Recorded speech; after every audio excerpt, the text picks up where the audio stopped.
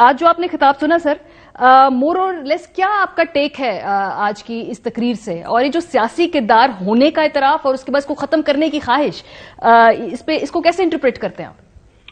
دیکھیے، سیاسی کردار فوج کا جو ہے وہ کیسے بنا؟ وہ اس لیے بنا کہ بہت بھاری بھرکم وجود اس کا ہمارے نظام میں فوج کا بن چکا ہے۔ وہ اتنا ہے کہ ہر باقی انسٹیٹیوشن کو آرمی ڈومینیٹ کرتی ہے، اور اس کے سامنے سیاسی پروسیس، سیاسی نظام اور سیاسی پارٹیز بہت وہ جیسے وہ پگمی لائک، وہ جیسے وہ ڈوارف لائک کیریکٹرز ہو گئے ہیں۔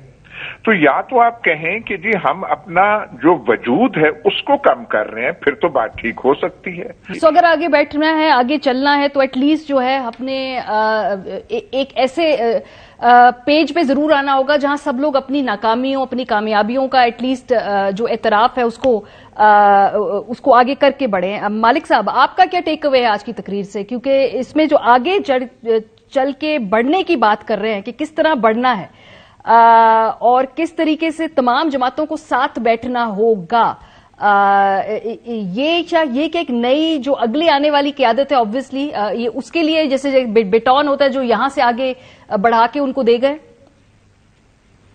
جہاں تک فوج کے رول کی بات ہے، وہ تو فوج جو بھلے کے یہ تو پالیٹیشینز خود اس کو رول گھسیٹ بھی رہے ہیں۔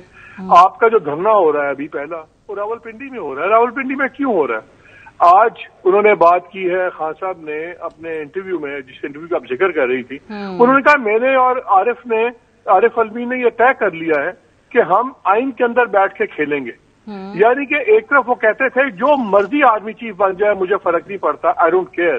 اگر آپ نے آئین میں بیٹھ کے کھیلنا ہے، اس کا مطلب ہے کہ آپ کوشش کریں گے کہ کسی ایک پرٹیکولر اپوائنٹمنٹ کے اوپر آپ پریزیڈنٹ ڈیلے کریں گے، کچھ کریں گے، پریزیڈنٹ سوائے ڈیلے کے اور کچھ کر نہیں سکتے۔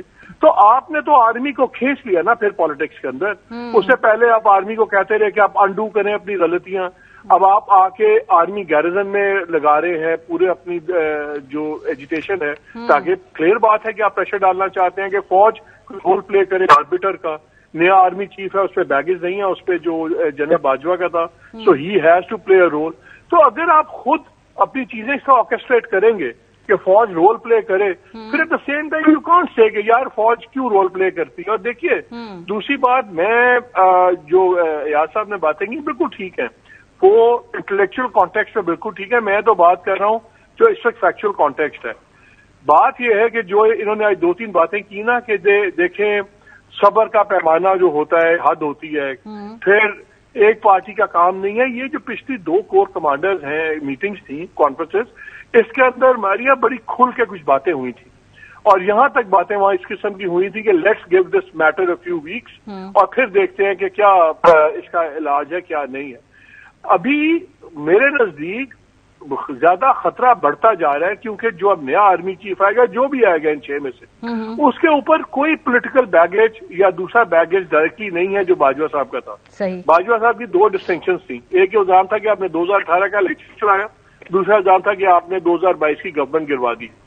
سو دوسرے کسی پہ یہ الزام نہیں ہے۔ He has more manoeuvring room to move around, اور جو بات ہے سو آج جو یہ پیمانہ لبریز، اور انہوں نے ایک بات کی، انہوں نے کہا جی ہمارے پاس ریسورسز اور موقع تھے، ہم نے ریسٹرین شو کیا۔ وہ اس لیے ریسٹرین شو کیا because باجوہ صاحب کنٹروورشل بن گئے ہوئے تھے، دوسرا بندہ تو کنٹروورشل نہیں ہوگا، تو کیا وہ تو ریسٹرین شو کرے گا؟ سو یہ بڑی ایک عجیب سی سچویشن، لیکن مالک صاحب اس وقت اس ملک کو نا پالیٹیشنز بھی تو اس کو گھسیٹ رہے ہیں بیچ میں۔ بالکل اگریڈ، اور یہ بھی سوال میں نے اسی لیے شروع میں اٹھایا کہ بھائی کہ کیا جو باقی اسٹیک ہولڈرز ہیں وہ جو فوج کے کردار کے حوالے سے گفتگو تو کرتے ہیں، لیکن کیا ان کے پاس کوئی روڈ میپ ہے؟ یہ بھی سوال تھا۔ لیکن اس وقت کاشف اس ملک کو ایک ہیلنگ ٹچ کی بھی ضرورت ہے۔ اگر ہم بات کریں کنٹروورسی، پولرائزیشن اس وقت انتہائی ہے۔ دیکھیں 8-9 مہینے اگر یہ نظام نے اس طرح کنٹینیو بھی کرنا ہے without everyone going back on the chess board اور تھوڑا تھوڑا پیچھے اپنی پوزیشن سے ہٹے، یہ بات ٹھیک چل ہی نہیں سکتی، نہ یہ تھیوریٹکلی اور نہ فیکچولی۔ جی آپ شاید ٹھیک کہہ رہی ہو۔ دیکھیں میں مالک صاحب سے ویسے تو ڈس ایگری کر رہا ہوں اس بات پہ کہ سیاستدان، لیکن سیاستدانوں کو اس جگہ لا کے کھڑا کر دیا گیا جہاں ایک نظام اتنا طاقتور ہو گیا ہے جن کی مرضی اگر آپ کے ساتھ نہ ہو تو آپ الیکشن عموماً ہار جاتے ہوتے ہیں۔ تو سیاستدان جب دیکھتا ہے کہ یار میرا سروائیول کس چیز میں، اگر ادھر جانے میں تو وہ چلا جاتا. دس از وائی کچھ ملتا تو جاتا نا جی، نہ مل رہا ہو وہاں سے تو کیوں جائے گا. آپ نے ایک شروع میں اور یہ بیٹن پاس آن کرنے کی ابھی آپ نے بات کی کہ اب ایک چیف آؤٹ گوئنگ ہے، اگلے چیف آنے والے ہیں. D G S P R نے ہمیں بتایا تھا اور میں اس بات سے اگری بھی کرتا ہوں. انہوں نے کہا جس طرف چیف دیکھتے ہیں فوج اس طرف دیکھتی ہے. اگلا چیپٹر شروع ہوگا اگلے چیف کے آنے کے بعد، کیونکہ بہت بڑی اچھی بات ہے انسٹیٹیوشن کے فیصلے، لیکن یہ فیصلہ پھر بھی 29 نومبر کے بعد اگلے آرمی چیف نے کرنا کہ پالیٹکس میں فوج کا کردار کیا ہوگا. انکریمنٹلی آپ کو پتا چلے گا کہ کیا ہو رہا ہے. انڈیکیٹرز کیا ہوں گے کاشف؟ بڑے سمپل انڈیکیٹرز ہیں. کیا پولیٹیکل پارٹیز کو کوئی فون جاتے ہیں، لوگوں کو کوئی فون جاتے ہیں. ویسے تو آئی ایس آئی کا جو پولیٹیکل ونگ ہے اس کو ختم کر دیں.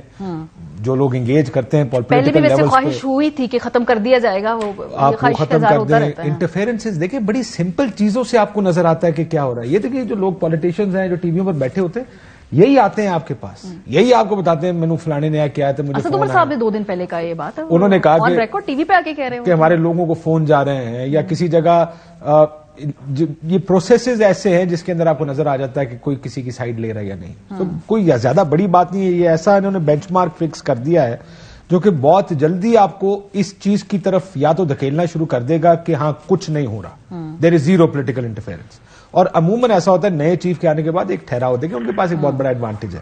ایڈوانٹیج ہے کہ سسٹم میں ایک نیا کلین سلیٹ، زیادہ لیوریج، نیو فیس، وہ پرانی لیگیسی سے بات کریں گے. لوگ کہیں گے جناب میاں صاحب نے 88 میں یہ کر دیا تھا تو 99 میں یہ کر دیا تھا. ان چیف کے بعد جو بھی چیف بنے گے یہ اسٹارٹنگ افریش، وہ نیا شروع کر رہے ہیں. سو لوگوں کو سمجھنے میں ٹائم لگے گا کہ ان کے نیچے فوج کی پالیسی کیا ہے.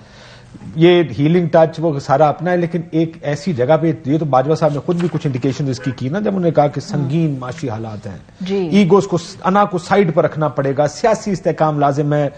ان انا کو سائڈ پر رکھ کے آگے نکلنے کا راستہ، یہ راستے اب کون کیا سیاستدان خود بیٹھ کے نکال سکتے ہیں؟ بہت بڑا چیلنج. دیکھیں ہمارا مسئلہ یہ ہے، مجھے تو لگتا ہے کیپیسٹی ایشوز بھی بڑے سنگین ہیں. نیت، کیونکہ آپ نے ملک کو بحران سے نکالنا یا آپ نے کرسی سے اور اپنے اگلے الیکشنز دیکھنے، اس بنیاد پہ فیصلہ ہوگا کہ سیاستدان کیا سوچتا ہے. صرف اس سچویشن کی بات نہیں کر رہا میں، جنرلی بات کر رہا ہوں. جس ملک میں ووٹ کو عزت دو کا نعرہ صرف اس لیے لگایا جاتا ہے کہ ووٹ میرے کو عزت دو، اس کو نہیں، اس کے ساتھ ڈیل نہ کرو، میرے ساتھ ڈیل کرو. اس ملک میں سیاستدانوں کے لیے بہت سی چیزیں ریٹرک کے طور پر استعمال ہوتی ہیں، جمہوریت کے ایک لفاظی اور ایک نعرے کے طور پہ وہ استعمال کرتے ہیں. دیکھتے ہیں پولیٹیشینز کیا کر سکتے ہیں. اگر فوج نے اب یہ فرض کریں ایک انڈیکیشن دی ہے، اب ایک انڈیکیشن پولیٹیشینز کی طرف سے آنی چاہیے کہ ہم اب یہ کریں گے، یہ ہمارا اگلا راستہ ہے. Let's sit down and discuss modalities. لیکن اس پہ کنسنسس چاہیے نا.